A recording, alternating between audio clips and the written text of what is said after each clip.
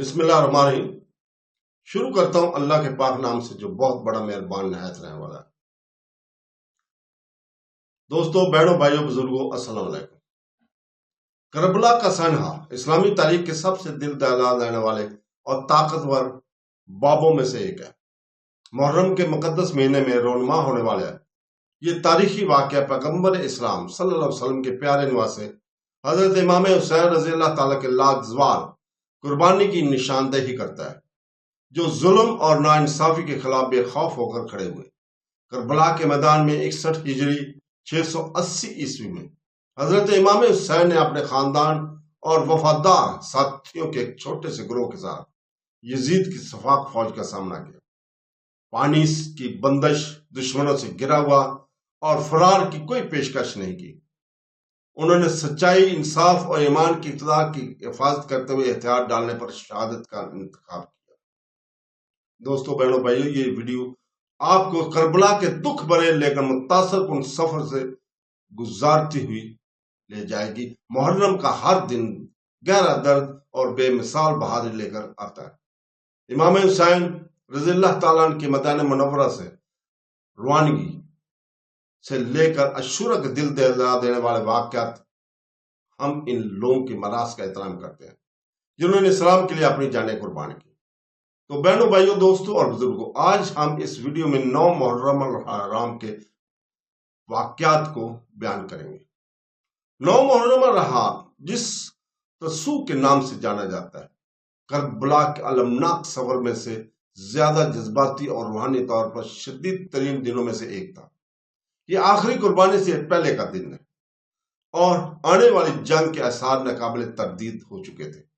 صحرا پر سورج ایک شدت خاموشی کے ساتھ طلوع ہوا، جو صرف پیاسے بچوں کے رونے اور بے چین دعاؤں کی آوازوں سے ٹوٹا ہوا تھا۔ حضرت امام حسین اور ان کے خاندان اور ان کے وفادار ساتھیوں کے لیے 9 محرم الحرام کی تیاری کا دن تھا، سیاسی فتح کا نہیں بلکہ حق کی راہ میں شہادت کا دن تھا۔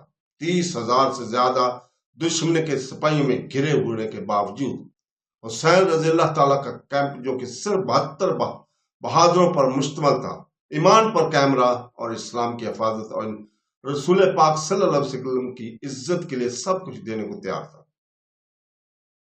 اس دن یزید کی فوج کے سپہ سالار عمر بن سعد کو عبید اللہ ابن زیاد کی طرف سے آخری ہدایات موصول ہوئی، جس میں انہیں جنگ کی تیاری کا حکم دیا گیا اور حسین رضی اللہ تعالیٰ سے مطالبہ کیا گیا کہ وہ یزید کی بیعت کریں یا موت کا سامنا کریں۔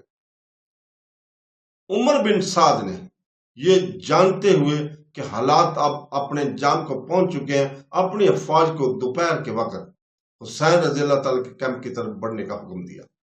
ہزاروں فوجیوں کے مارچ اور ان کے ہتھیاروں کے اور ذرا وقت تک صحرا کی دھوپ میں چمکنے سے زمین کانپ اٹھی۔ جیسے ہی دشمن کی فوجیں قریب آئیں، حضرت امام حسین رضی اللہ تعالیٰ نے حضرت عباس ابن علی اور حبیب ابن مظاہر کو ایک رات مزید تاخیر کا مطالبہ کرنے کے لیے بھیجا تاکہ وہ اسے عبادت، دعا میں گزار سکے۔ یہ درخواست منظور کر لی گئی اور حملہ اگلے دن تک مؤخر کر دیا گیا۔ وہ ایک رات یعنی عاشورہ کی رات عبادت، عقیدت کی رات بن گئی۔ قرآن کی تلاوت، دلی دعاؤں اور اپنے رب سے ملاقات کی تیاری کرنے والی پاکیزہ روحوں کی پرخلوص فریادوں سے گونجتی رہی۔ حضرت امام حسین علیہ السلام نے اپنے ساتھیوں کو جمع کیا اور پوری دیانتداری کے ساتھ ان سے کہا کہ دشمن صرف ان کا خون چاہتا ہے اور وہ اندھیری کی آڑ میں نکلنے کے لیے آزاد ہے۔ وفاداری اور محبت کے خوبصورت مظاہرے میں ایک بھی ساتھی نے اسے نہیں چھوڑا۔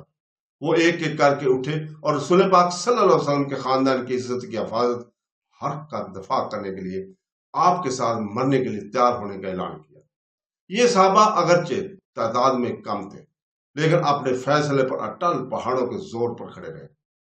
خاموں کے اندر بھی ماحول اتنا ہی پرسکون تھا۔ خاتون زینب صلی اللہ علیہ وسلم کی نواسی حضرت زینب رضی اللہ تعالیٰ عنہ حسین رضی اللہ تعالیٰ کی بہن نے رات عبادت میں گزاری اور عورتوں اور بچوں کو آنے والی بڑی آزمائش کے لیے تیار کیا۔ ماؤں نے اپنی بیٹیوں کو یہ جان کر تسلی دی کہ وہ اگلے دن شہید ہو جائیں گے۔ پیاس سے زیادہ بڑھ گئی تھی، خاص طور پر بچوں کی، کیونکہ پانی کے بغیر 3 دن کے اثرات نے ان کا نقصان اٹھایا، پھر بھی کوئی شکایت نہیں سنی گئی، صرف دعائیں، آنسو اور ان کی آنکھوں میں روحانی طاقت کی روشنی چمک رہی تھی۔ حضرت امام حسین نے بھی رات کا کچھ حصہ ہر خیمے میں جا کر گزارا، اپنے اہل خانہ کو تسلی دینے اور ان کے لیے دعا کرنے میں گزارا۔ انہوں نے خاص طور پر اپنے بیٹے علی زین العابدین کو تسلی دی، جو بیمار اور بستر پر تھا لیکن روحانی طور پر چکنا تھا۔ انہوں نے اپنے بعد امامت کی ذمہ داری انہیں سونپی، یہ جانتے ہوئے کہ وہ کربلا کے پیغام کو دنیا تک پہنچانے کے لیے زندہ رہیں گے۔ اسی دوران یزید کے کیمپ میں بے چینی اور خوف کی کیفیت طاری ہونے لگی تھی۔ کچھ سپاہیوں نے حضرت امام حسین کے کیمپ سے عبادت کی آوازیں سنی تھی اور وہ حرکت میں آ گئے تھے۔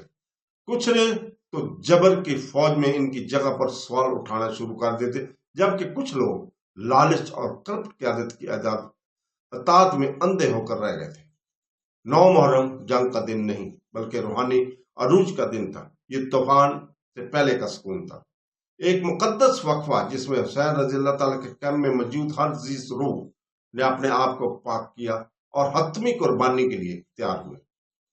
جیسے جیسے رات ڈھلتی گئی اور آسمان پر ستارے بھر گئے، کربلا کی سرزمین نے اللہ تعالیٰ کی اس قدرت، عقیدت اور توازہ کی گواہی دی جو رسول پاک صلی اللہ علیہ وسلم کے زمانے سے اب تک نہیں دیکھی گئی تھی۔ کربلا کے ہیروز نے موت سے صلح کر لی تھی اور ان کے دل پہلے ہی اپنے رب کے ساتھ تھے۔ عاشورہ کا دن اب صرف چند گھنٹوں کے فاصلے پر تھا اور اس کے ساتھ ہی وہ لافانی موقف جو ظلم کے بنیادوں کو ہمیشہ کے لیے لا کر کر دے گا۔ کربلا کے دل دہلا دینے والے واقعات کو یاد کرتے ہوئے آئیے ہم نہ صرف امام حسین رضی اللہ تعالیٰ اور ان کے ساتھیوں کی قربانیوں کو یاد کریں بلکہ ان کی سچائی، انصاف اور اٹل ایمان کی کتاب کو مجسم کرنے کی کوشش کریں۔ ان کی میراث ایک لازوال یاد دہانی کریں کہ ظلم کے خلاف کھڑا ہونا ہر مومن کا فرض ہے۔ ان کی ہمت ہمیں وقار اور نیکی کے ساتھ جینے کی ترکیب دے۔ آمین ثم آمین۔ اللہ